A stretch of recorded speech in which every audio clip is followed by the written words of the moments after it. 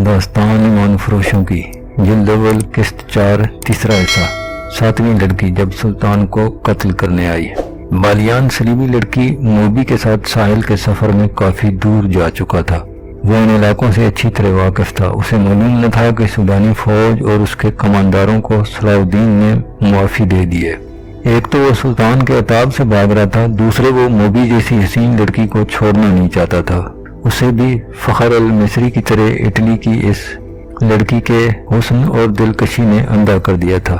उसकी खातिर वो अपना ओहदा, मजहब, मुल्क सब कुछ छोड़ रहा था। उसे मालूम न था कि मोबी महज उसे इस्तेमाल करके डंप कर देगी।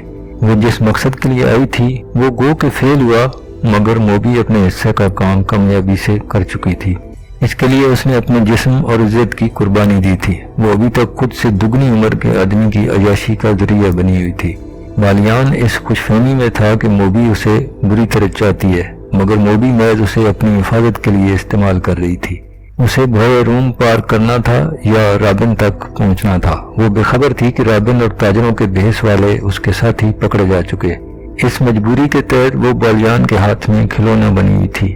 मोबी कहती, तेज चलो, पड़ाओ कम करो, पकड़े जाएंगे, लेकिन बालियान जहां अच्छी जगह देखता रुक जाता और शराब व शबाब में डूब जाता। एक रात मोबी ने तरकीब सोची, बालियान को इतनी ज्यादा पिला दी कि वो बेसुध हो गया। उनके मुहाफिज कुछ फासले पर सो गए थे। मोबी ने उनमें सरकर्दा गबरू जो तार रखा था उसे जगाया और साइड पर ले गई और कहा, तुम अच्छी तरह जानते हो मैं कौन हूँ, कहाँ से और क्यों आई थी। मैं तुम लोगों के लिए मदद लाई थी ताकि तुम अयूबी जैसे गैर मुल्कियों से आज़ाद हो सको, मगर तुम्हारा कमांडार बालियान इतना अजाश आदमी है कि इसने शराब की बदमस्तियों में मेरे जिस्म के साथ खेलना शुरू कर दिया।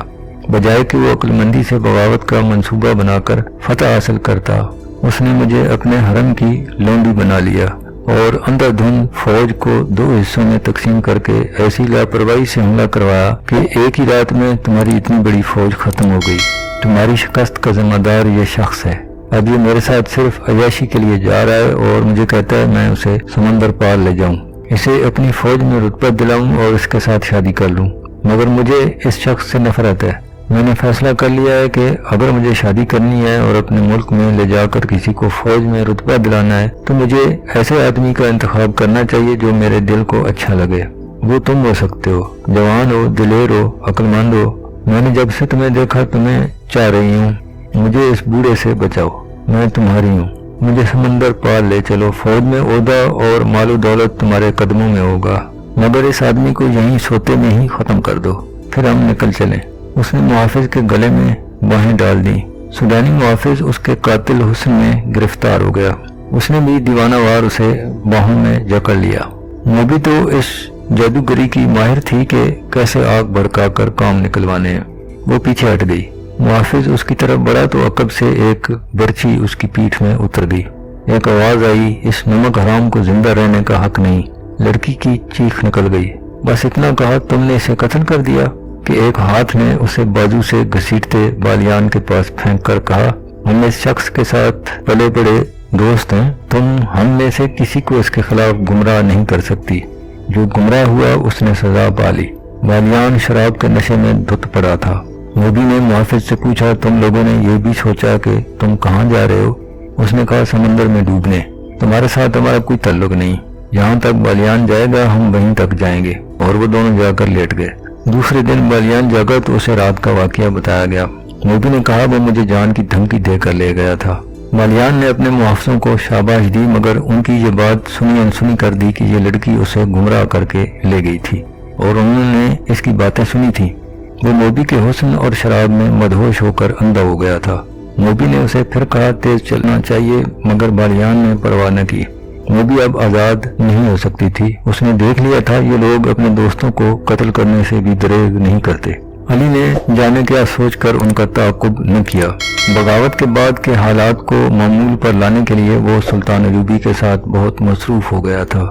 साहिल के कैंप से राबिन, उसके 4 साथियों और 6 लड़कियों के साथ 15 मुहाफिजों की गार्ड में काहिरा के लिए रवाना कर दिया गया। कासिद उनसे पहले रवाना हो चुका था। कैदी ऊंटों पर थे और गार्ड घोड़ों पर। वो मामूल की रफ्तार से पड़ाव करते बेफिक्री से जा रहे थे। वहाँ किसी दुश्मन के हमले का डर नहीं था। कैदी निहत्ते थे, जिनमें 6 तो लड़कियां थीं। किसी के भागने का डर भी नहीं था, मगर वो भूल रहे थे कि ये कैदी तरबियत याफ्ता और लड़ाका जासूस हैं। इनमें जो ताजरों के भेस में पकड़े गए थे वो आला तीरंदाज और तेग जन थे, और लड़कियां महज औरत जात वाली नाजुक लड़कियां नहीं थीं। उनकी जिस्मानी दिलकशी, गोरी रंगत की जाज़बियत, जवानी, उनकी बेहयाई, अदाकारी और इस सब के इस्तेमाल के गुर ऐसे हथियार थे जो अच्छे अच्छे जाबिर हुक्मरानों से हथियार डलवा लेते थे। मुहाफिजों का कमांडर एक मिस्री था। उसने देखा इन 6 में से एक लड़की उसकी तरफ देखती रहती है, और वो जब उसकी तरफ देखता है लड़की के होंठों पर मुस्कुराहट आ जाती है। ये मुस्कुराहट उस मिस्री को मोम कर रही थी। शाम के वक्त उन्होंने पहला पड़ाव किया तो सबको खाना दिया गया। उस लड़की ने खाना न खाया। कमांडर को बताया गया तो उसने लड़की के साथ बात की। लड़की उसकी जुबान बोलती और समझती थी। लड़की के आंसू निकल आए। उसने कहा वो उसके साथ अलग में बात करना चाहती है। रात को सब सो गए तो कमांडर लड़की को जगा कर साइड पर ले गया। लड़की ने उसे बताया वो एक मजलूम लड़की है, उसे फौजियों ने एक घर से अगवा किया, जहाज में साथ लाए जहां वो एक अफसर की दाश्ता बनी रही।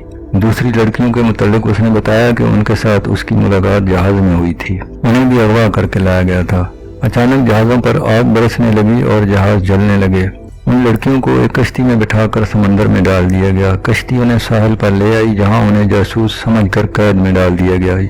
ये वही कहानी थी जो ताजरों के भेस में जासूसों ने इन लड़कियों के मुतालिक अयूबी को सुनाई थी। मिस्री कमांडर ये कहानी पहली बार सुन रहा था। उसे तो हुक्म मिला था कि ये खतरनाक जासूस हैं, उन्हें काहिरा ले जाकर सुल्तान के खुफिया महकमे के हवाले करना है। इस हुक्म के पेश नज़र वो इन लड़कियों की कोई मदद नहीं कर सकता था। उसने लड़की को अपनी मजबूरी बता दी, मगर लड़की के तरकश में अभी बहुत तीर बाकी थे। लड़की ने कहा मैं तुमसे कोई मदद नहीं मांगती, तुम अगर मेरी मदद करोगे भी तो मैं मना कर दूंगी, क्योंकि तुम मुझे इतने अच्छे लगते हो कि मैं अपनी खातिर तुम्हें किसी मुसीबत में नहीं डालना चाहती। मेरा कोई गमखार नहीं, मैं इन लड़कियों को बिल्कुल नहीं जानती और इन आदमियों को भी नहीं जानती। तुम मुझे रहमदिल भी लगते हो और मेरे दिल को भी अच्छे लगते हो, इसलिए तुम्हें ये बातें बता रही हूँ। इतनी खूबसूरत लड़की के मुंह से इस किस्म की बातें सुनकर कौन मर्द अपने आप में रह सकता है। ये लड़की मजबूर भी थी, रात की तन्हाई भी थी। मिस्री की मर्दानगी पिघलने लगी। उसने लड़की के साथ दोस्ताना बातें शुरू कर दी। लड़की ने एक और तीर चलाया और सलाउद्दीन अयूबी के किरदार पर जहर उगलने लगी। उसने कहा मैंने तुम्हारे गवर्नर अयूबी को भी अपनी मजलूमियत की दास्तान सुनाई थी। मुझे उम्मीद थी वो मेरे हाल पर रहम करेगा, मगर उसने मुझे अपने खैमे में रख लिया और शराब पीकर मेरे साथ बदकारी करता रहा। उस वेशी ने मेरा जिस्म तोड़ दिया है। शराब पीकर वो इतना वेशी बन जाता है कि उसमें इंसानियत ही नहीं रहती। मिस्री का खून खोलने लगा। उसने बिदक कर कहा हमें तो कहा गया था सलाउद्दीन बड़ा मोमिन है, फरिश्ता है, शराब और औरत से दूर रहता है। लड़की ने कहा मुझे अब उसी के पास ले जाया जा रहा है, तुम खुद वहाँ देख लेना कि रात को मैं कहाँ रहूंगी। वो मुझे कैद खाने में नहीं डालेगा, अपने हरम में रख लेगा। मुझे उस आदमी से डर लगता है।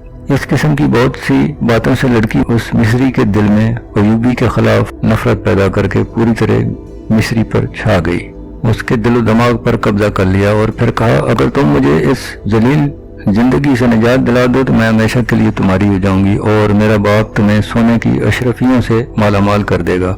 उसने पूरा तरीका भी बताया कि मेरे साथ समंदर पार भाग चलो, किश्तियों की कमी नहीं, मेरा बाप बहुत अमीर आदमी है, मैं तुम्हारे साथ शादी कर लूंगी और मेरा बाप तुम्हें निहायत अच्छा मकान और बहुत सी दौलत देगा। तुम चाहो तो उससे तिजारत भी कर लेना। मिस्री को अब बस इतना ही याद रह गया था कि वो मुसलमान है, सो उसने कहा कि वो अपना मजहब तर्क नहीं कर सकता। लड़की ने जरा सोच कर कहा मैं तुम्हारे लिए अपना मजहब छोड़ दूंगी। बस फिर क्या था, दोनों फरार और शादी का प्रोग्राम बनाने लगे। लड़की ने कहा मैं तुम पर जोर नहीं देती, अच्छी तरह सोच लो, मैं सिर्फ ये जानना चाहती हूँ कि मेरे दिल में तुम्हारी जो मोहब्बत पैदा हो गई है इतनी तुम्हारे दिल में भी पैदा हुई है या नहीं।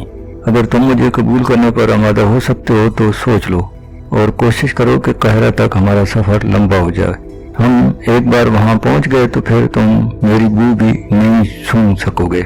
लड़की का मकसद सिर्फ इतना था कि सफर लंबा हो जाए और 3 की बजाय 6 दिन रास्ते में ही गुजर जाएं। वजह यह थी कि रादन और उसके साथी फरार की तरकीबें सोच रहे थे।